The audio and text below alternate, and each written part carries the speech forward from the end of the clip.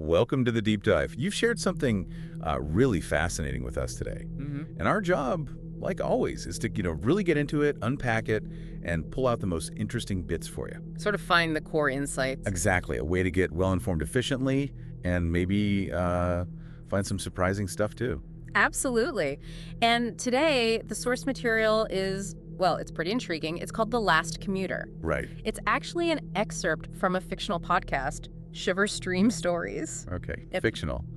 But there's a twist. There is. What makes it compelling is that it's apparently based on true accounts from a railway employee in Baruipur, West Bengal. Ah, I see. So blending the real and the maybe not so real. Exactly. It takes this very mundane setting, railway work, late nights, and then injects something, well, unexplained, unsettling even. Which sounds perfect, given the interest in surprising facts. Yeah, I thought so. And the location itself, Baruipur, on the outskirts of Kolkata, Kolkata's got such deep history. Layers upon layers. Right. It sort of hints that the past might not always stay buried, Okay, so our mission for this deep dive then is to explore these strange events described in The Last Commuter. Yeah, figure out what's going on. And really understand the key parts of this captivating story. Let's do it. All right, let's jump in. The story, it centers on a guy named Anik Duda. Uh-huh. He's 32, works in a railway signal cabin near Baruipur station. Okay, so a signalman. Yeah, seems like it. Working the night shift, monitoring those late-night passenger trains on the Sealdanam-Kana line. Pretty standard stuff, sounds like. Yeah, very routine. And what's interesting is how the story really grounds you in that normalcy first. Right. It makes what happens later feel even more jarring.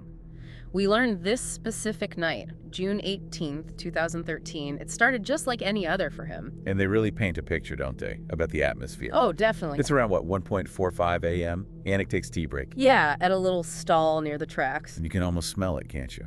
Dim platform, flickering sodium lights. Yeah. Typical monsoon night feel, damp tracks glistening. Distant thunder rumbling. Frogs croaking. It's very sensory. Yeah, those details are key. They build this really specific mood.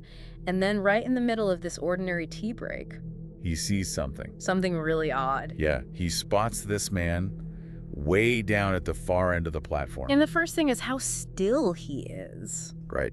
Completely unmoving. And the description is so specific.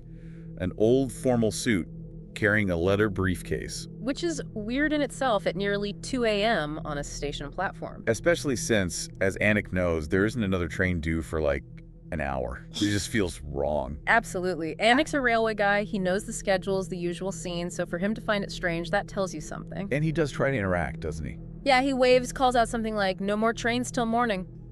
Trying to be helpful. Maybe. But the man's reaction. Or a non-reaction. Exactly. Just keeps staring at the tracks. Unblinking, apparently. Creepy.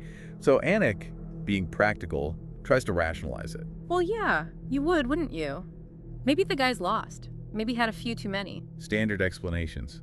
Trying to make it make sense. That human instinct, yeah. But then, the story shifts again. Anik goes back to his cabin.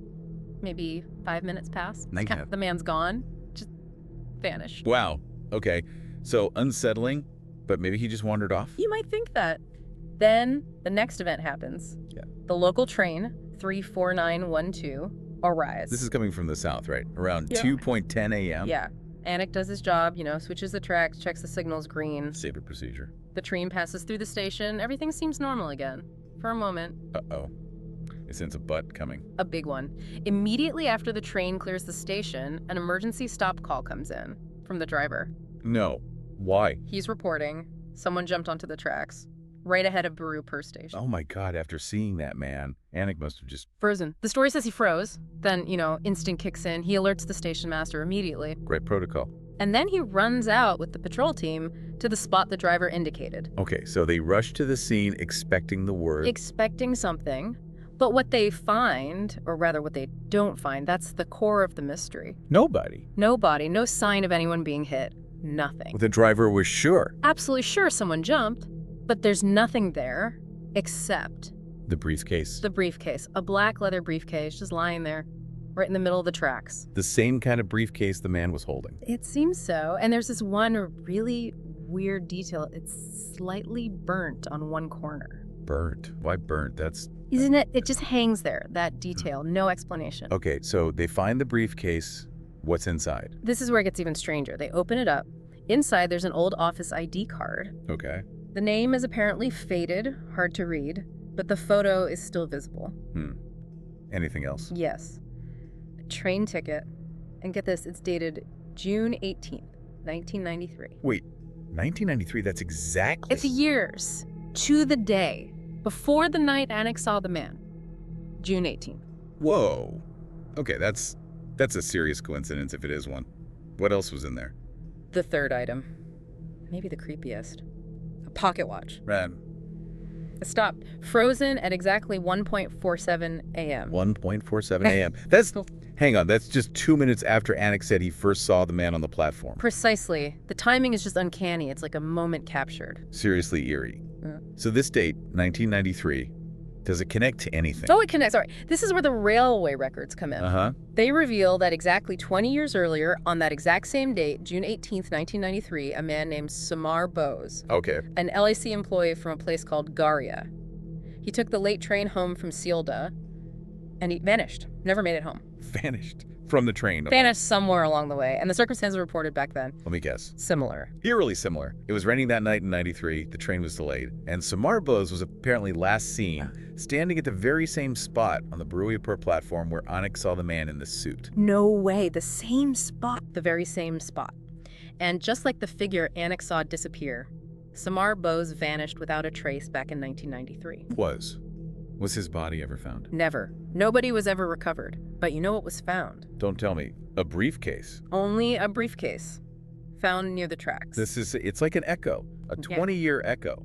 The date, the location, the rain, the briefcase, even the disappearance. It's an almost perfect, unsettling parallel across 2 decades, isn't it?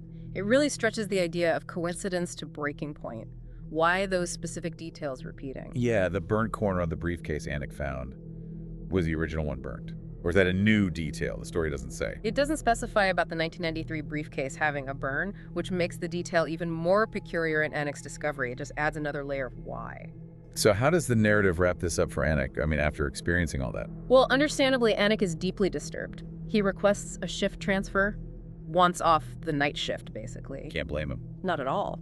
And then there's this final chilling little piece added almost as an aside. He apparently told a few colleagues that he's not the only one, that others over the years have also seen this figure, this last commuter. Always around the same time.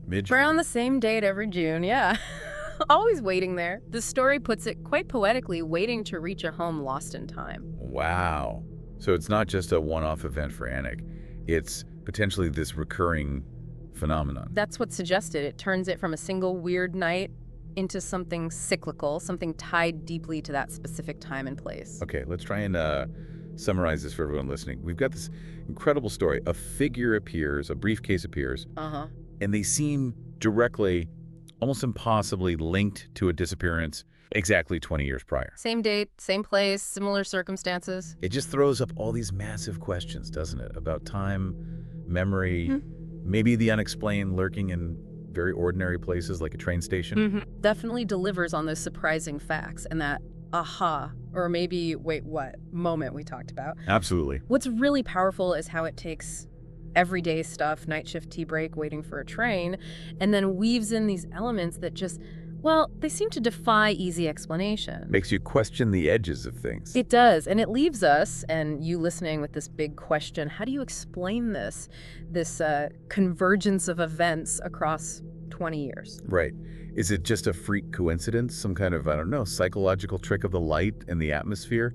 Local legend bleeding into perception? Or, is it hinting at something stranger, something about time itself, or how the past can maybe leave a residue, an echo? It's fascinating. And we should probably remember the source, too. Good point. It's presented within a fictional podcast, Shiverstream's stories, even though it claims roots in true accounts. So there's that layer of narrative framing. Exactly. But the way it blurs those lines, that's often how these stories work, isn't it? They tap into real anxieties, our fascination with unsolved mysteries, things that don't quite add up. Gives us a different lens to look at things we can't easily explain. Precisely. It kind of pushes at the boundaries of our understanding. So a final thought then.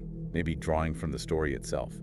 If you, listening, found yourself in a situation like Annex, saw something that just didn't fit, something that seemed to echo the past so directly, Yeah, what would you do? would you dismiss it? Try and find that rational explanation, even if it felt thin. Or would it stick with you, leave you wondering about, well, what else might be out there, about those edges of what we know? Definitely something to ponder. It leaves you thinking long after the story ends and the last train or maybe the last commuter has passed. Please subscribe to our channel. Your support motivates us to create even more great content for you. Thank you so much.